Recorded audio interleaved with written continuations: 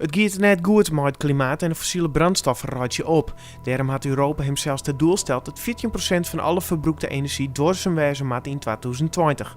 Wienenergie levert een wichtige bijdrage aan het uitvieren van deze doelstelling. Voor Nederland budgetten dat in 2020 alle wiemoeders op land een totaalvermogen van 6000 megawatt gaan matten. Dat is genoeg om roegwijd 3,5 miljoen huishoudens van elektriciteit te betjenen. Friesland maakt 430,5 megawatt bijdragen aan deze doelstelling. Op dit stuit stiet er voor 178 megawatt omwoners in Friesland. Er moet dus minimaal 353 megawatt bijgeplaatst worden. Om dit te realiseren is onder andere het project Windpark Friesland ontwikkelen.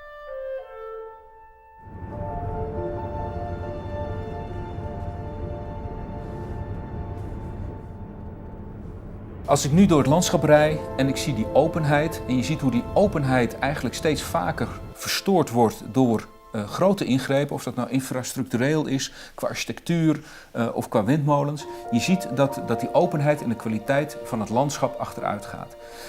Nou, als je dan kijkt wat de ambitie is tot opschaling, dan is de verwachting dat die verrommeling op deze manier doorgaat. En dat doet me echt pijn. Het hele gebied in Zuidwest is een heel kwetsbaar en bijzonder gebied. Ik denk dat het gebied een enorme kwaliteitsimpuls kan geven door daar 100% te saneren. Dus alles wat er op dit moment staat te vervangen door een ingreep die je in het IJsselmeer doet. Als het een windpark bouwen wordt, zijn er eigenlijk 3 belangrijke dingen waar mensen kunnen zeggen. Hoe dicht is het bij woningen vanwege het geluid, vanwege slagschaduw en hoe past het in het landschap?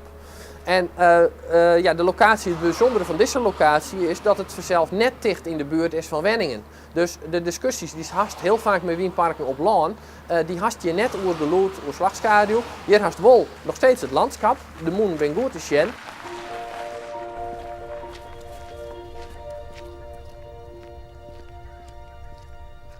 Ik heb gezocht naar 2 dingen. De meest rendabele, de meest effectieve, renderende oppervlaktevorm, dat is een cirkel.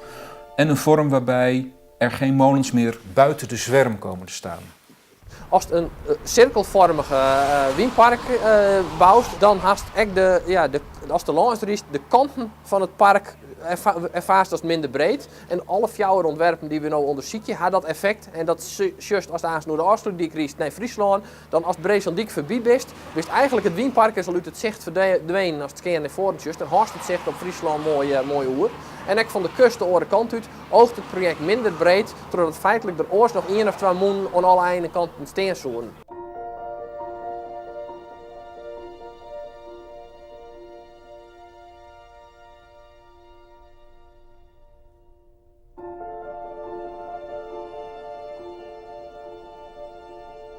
Dit, daar heb je Breeslanddijk, zo'n plukje aan de horizon.